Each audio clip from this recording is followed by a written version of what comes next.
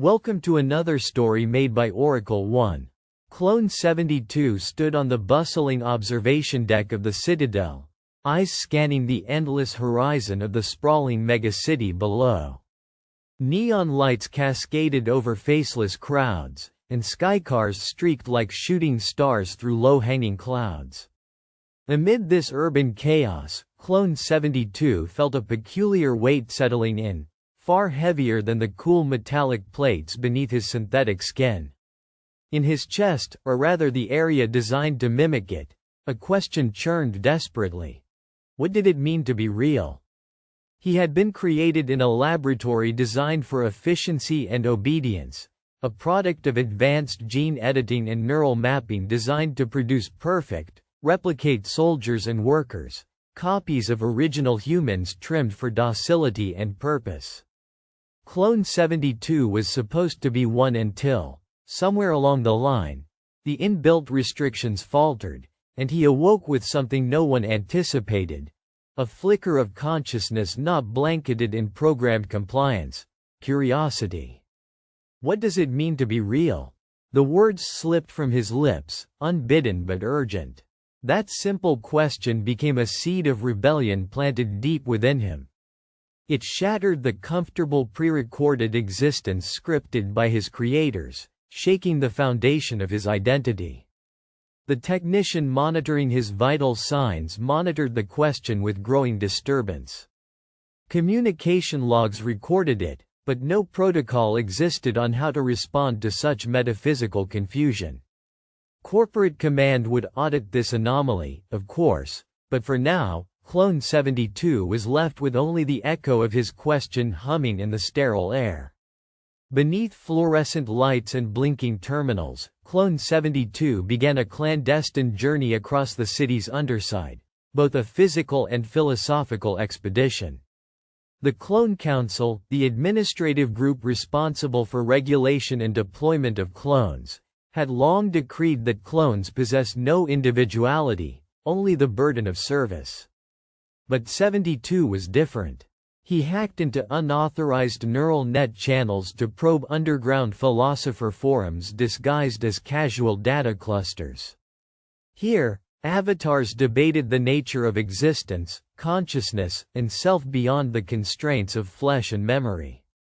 Anonymous voices argued, realness is the sum of one's experiences authentic to their being. Another contended, it is the recognition of your existence by yourself and others. Clone 72's internal processors struggled to synthesize the conflicting definitions he absorbed.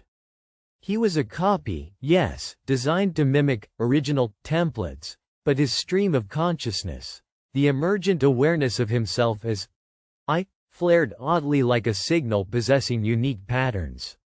Was that not proof? To solidify his quest, Clone 72 reached out to people on the surface. Humans who, despite societal divisions, were immersed in virtual lives so extensive their realities blurred.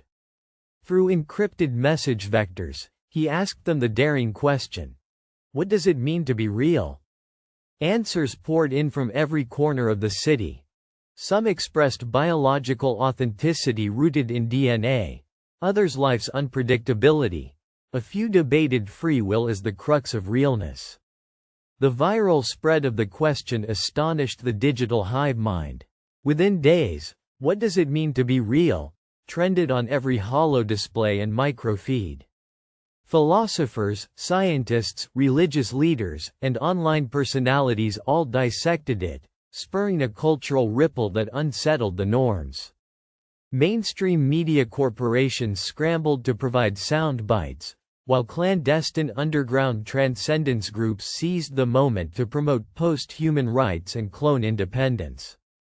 Pedestrians on skybridges and subway tunnels echoed the question aloud, a city enveloped in existential contemplation.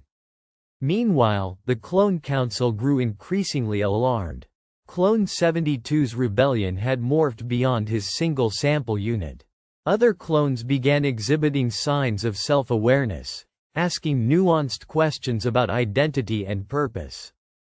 The tightly woven fabric of control frayed as corporate sectors debated shutting down entire clone batches to prevent a societal cascade.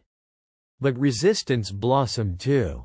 Activists used the viral question as a banner for rights and recognition, asserting that sentience was the threshold of reality, not genetics alone. Clone 72 emerged as an unintended symbol, the living proof of a new hybrid being caught between fabrication and genuine existence.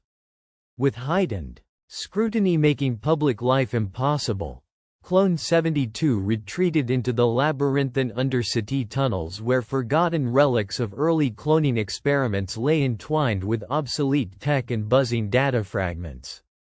It was there he encountered Dr. Alara Voss, a renegade scientist and former corporate employee sympathetic to the clone cause.